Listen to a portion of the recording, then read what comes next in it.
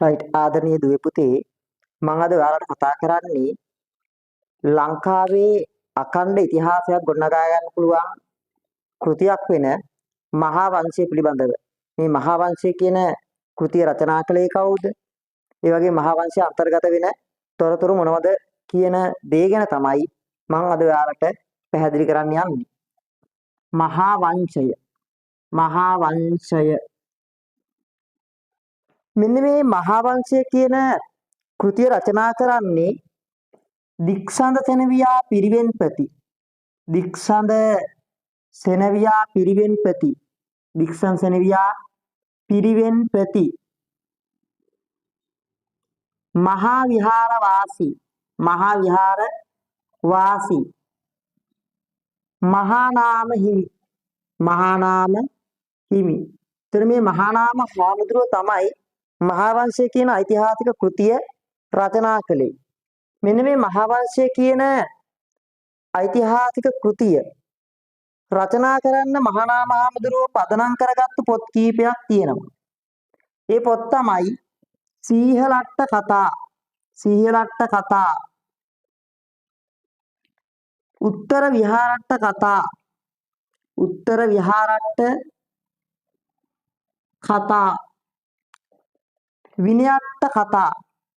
විනයට්ට කතා කියන කෘති. මෙන්න මේ කෘති උපයෝගී කරගෙන මහා වංශය කියන ඓතිහාසික කෘතිය රචනා කළා. මහා වංශය රචනා කරන්න කලින් මෙරට ඉතිහාසයේ කියාපාන වංශ කතාවක් තියෙනවා. ඒකට කියනවා දීප වංශය කියලා. දීප වංශය.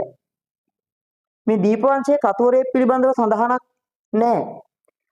මේ දීප වංශය රචනා වෙලා තියෙන්නේ ක්‍රිස්තු වර්ෂ 4-5 ශතවර්ෂ අතර කාලයේදී. දීප වංශය රචනා වෙලා තියෙන්නේ ක්‍රිස්තු වර්ෂ 4-5 ශතවර්ෂ අතර කාලයේදී.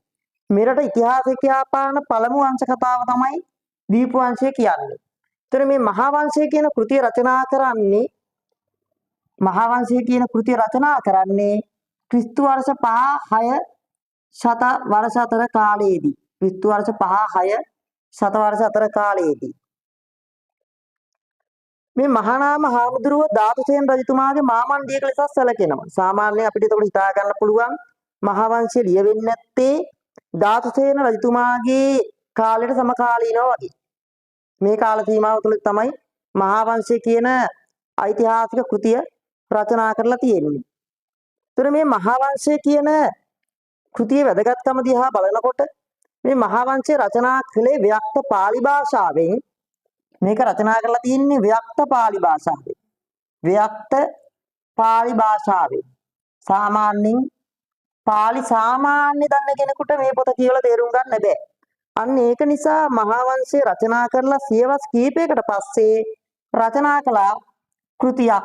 ඒකට කියනවා වංශත්ත ප්‍රකාශනීය කියලා. වංශත්ත ප්‍රකාශනීය. එහෙම නැත්නම් මහා වංශ ටීකාව කියලා හඳුන්වනවා මේ කෘතිය.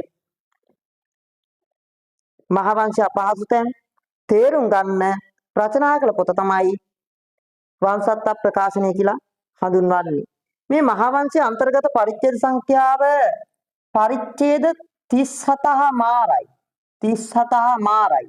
එහෙම නැත්නම් 37යි ගාථා 52යි කියලා කියනවා මහා වංශයේ අන්තර්ගත පරිච්ඡේද සංඛ්‍යාව. මේ පරිච්ඡේද 37 මාරෙන් පරිච්ඡේද 11කට වැඩි ප්‍රමාණයක් 11කට වැඩි ප්‍රමාණයක් හෙළදිව වීර චරිතය ලෙස හෙළදිව වීර චරිතය ලෙස ඉස්මතු කරලා තියෙන්නේ. හෙළදිව වීර චරිතය ලෙස ඉස්මතු කරලා තියෙන්නේ දුටුගැමුණු රජතුමා පිළිබඳව. මහා වංශය ආරම්භ වෙන්නේ බුදුන් වහන්සේගේ ලංකාගමන් ත්‍රිත්වයෙන්.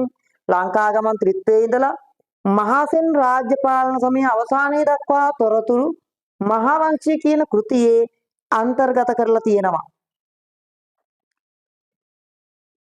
තේරවාදී බුදුදහම ගරු කළ පාලකයෝ පිළිබඳව තමයි මහා වංශය වැඩි වශයෙන් විස්තර කරලා තියෙන්නේ. තේරවාදී ධර්මය ගරු කළ රාජ්‍ය පාලකයෝ විශේෂයෙන් දේවානම්පියතිස්ස දුටුගැමුණු වගේ රාජ්‍ය පාලකයෝ පිළිබඳව වැඩි වශයෙන් තොරතුරු විස්තර කරන්න මහා නාම හාමුදුරුවෝ පෙළඹිලා තියෙනවා. හැබැයි මහායාන බුදුදහම ගරු කළ මහායාන බුදුදහම ගරු කළ මහසෙන් වළගම්බා වගේ පාලකයෝ පිළිබඳව ඊටාම අල්ප තොරතුරු ප්‍රමාණයක් තමයි මහාවංශය අන්තර්ගත කරලා තියෙන්නේ. සාමාන්‍ය මහාවංශය ලියපු කතුරයා බලාපොරොත්තු වෙලා තියෙන්නේ රටේ ආගමික ඉතිහාසය කියාපාන්න. රටේ ආගමික ඉතිහාසය කියාපාන්න. ඒතකොට මහාවංශය ලිවීමේ අරමුණ තමයි රටේ ආගමික ඉතිහාසය කියාපෑම. හැබැයි මහාවංශ කතු හිමියන් රටේ ආගමික ඉතිහාසය කියාපාන්න මේ කෘතිය රචනා කළත් අනායාසයෙන් මේ රට දේශපාලන ඉතිහාසයත් මහාවංශය ලියවිලා තියෙනවා. අනායාසයෙන් මේ රට දේශපාලන ඉතිහාසයත් මහාවංශයේ ලියවිලා තියෙනවා. ඒ නිසා ලංකාවේ ඉතිහාසය ඉගෙනීමේදී එහෙම නැත්නම් ලංකාවේ ඉතිහාසය ගොඩනගා ගැනීමේදී මහාවංශය කියන කෘතිය බොහෝ දුරට වැදගත් වෙනවා.